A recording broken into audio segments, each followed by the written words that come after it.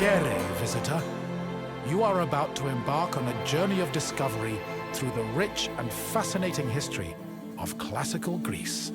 You'll become fully immersed in the painstakingly detailed world built for Assassin's Creed Odyssey, which you are free to explore at your own pace, without any danger or time pressure.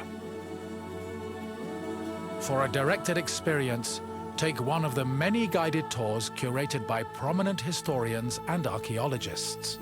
Along the way, exchange words with some of Greece's most famous historical persons. The classical Greece you are about to explore is at the peak of its glory. This period is synonymous with grand accomplishments of the physical and the mental. Architectural marvels which still stand today dot its landscape, while towering achievements in philosophy, political systems, and art still influence our modern society in profound ways. We hope you become engrossed in the dazzling riches of ancient Greece and welcome you to your visit.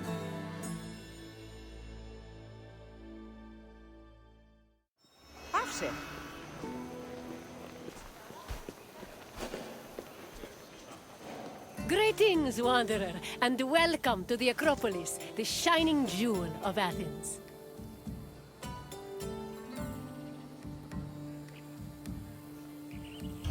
My name is Aspasia. Though I am not originally from Athens, I have climbed to the top of its social ladder using my wit and intellect. I've even earned the love of Pericles, one of the most powerful men in the city. The mind truly is a beautiful thing.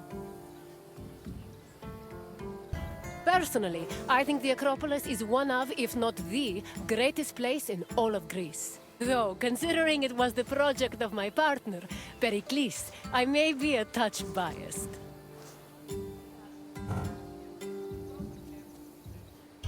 My name is Aspasia.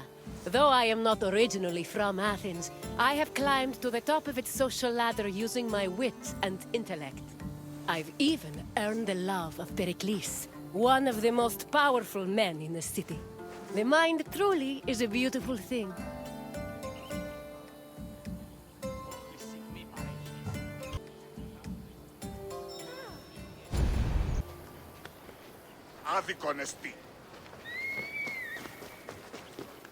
The Acropolis has gone through many changes in its long history.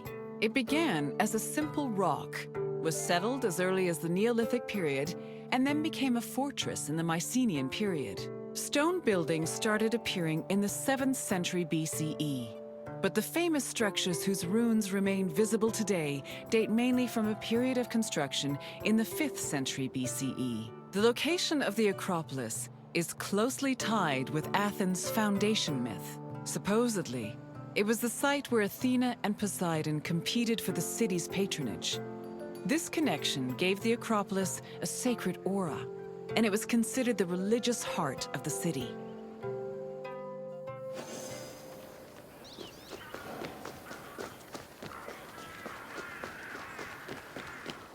The Temple of Athena Nike was built on the remains of old fortifications from the Mycenaean era. Worship at the temple can be traced back to the 6th century BCE, but the building itself was destroyed during the Greco-Persian Wars a century later. It was rebuilt during the Peloponnesian War. Given that the name Athena Nike roughly means Athena of victory, it was likely constructed in the hopes that Athens would win the war. Unusually, the temple depicts historical scenes of battles against the Persians instead of the more mythologically inclined art of other Greek buildings. The temple's priestess was chosen randomly among the Athenians and received a salary of 50 drachmae annually, along with skins and trophies from sacrificed animals.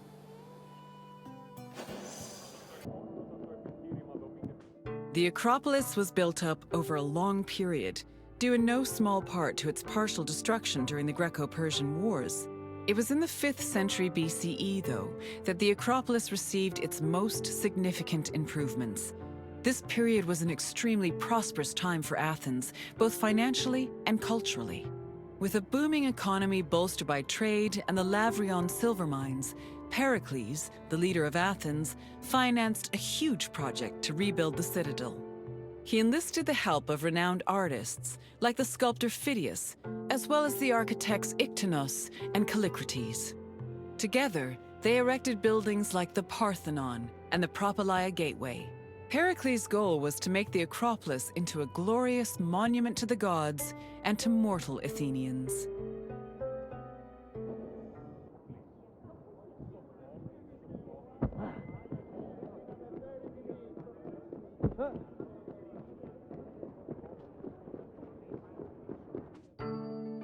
Behind the Propylaea was the giant bronze statue of Athena Promachos, or Athena who fights on the front lines. That name was reflected in the spear and shield the statue held in its hands. It was erected in the mid-5th century BCE by the artist Phidias. According to an inscription, it took 9 years to make and cost almost 500,000 drachmae. At approximately 10 meters tall, the statue was apparently so large that Pausanias claimed its helmet and spear tip could be seen from the sea near Cape Sunion, 60 kilometers away.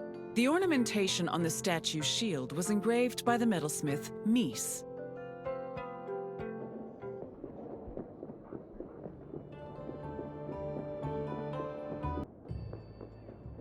The Aerophoroi were young girls between the ages of 7 and 11 who were in charge of special rites.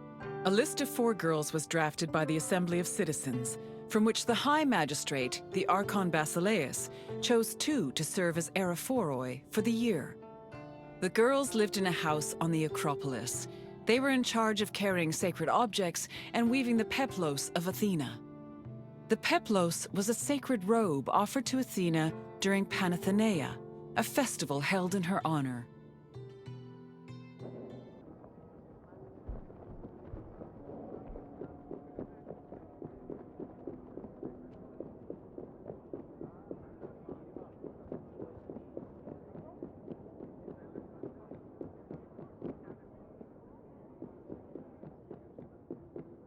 The Erechtheion was an atypical temple.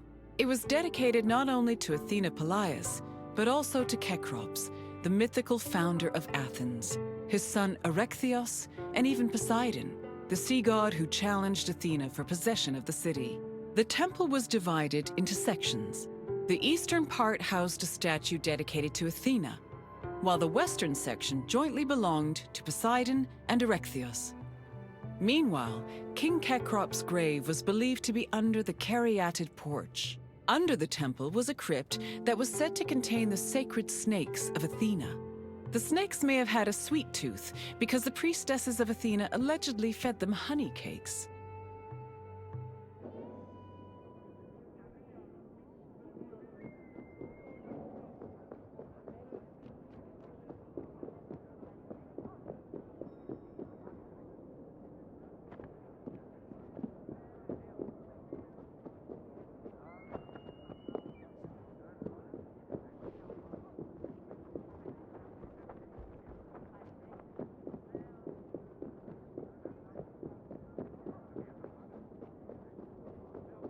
The Parthenon is one of the most well-known buildings in the world and an enduring symbol of ancient Greek civilization.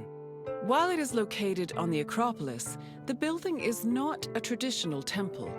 It was built by the sculptor Phidias and the architects Callicrates and Iktinos as a great monument to the glory of the city of Athens.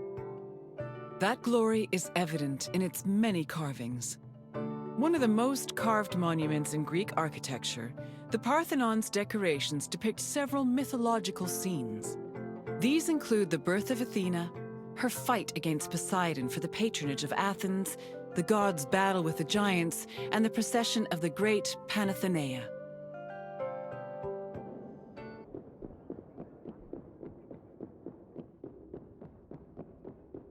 The Parthenon's inner chamber, or cella, contained a massive statue of Athena that was considered to be one of the sculptor Phidias's greatest masterpieces. The statue was chryselephantine, a combination of gold and ivory. To justify the steep cost of its construction, Pericles told Athenians that the statue was a gold reserve, which could be disassembled in times of economic distress. The cella also allegedly contained a pool, whose main purpose was to control the room's humidity, which helped preserve the statue's ivory.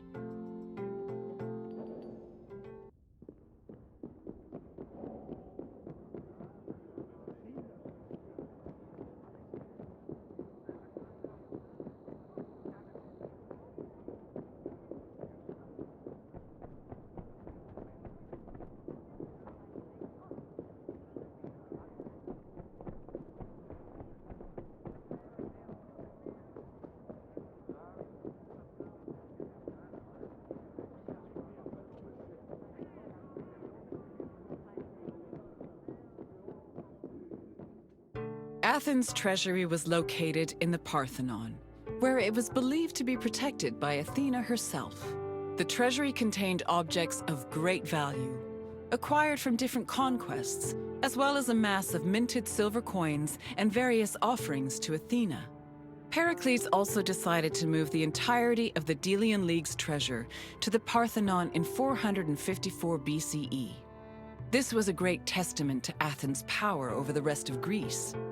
The riches were divided into two parts, the Demosia, which belonged to the city, and the Hiera Cremata, which was dedicated to the goddess and only used for religious purposes.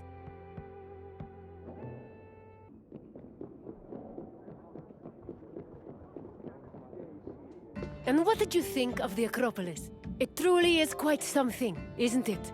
A sacred sanctuary and an architectural marvel, all in one.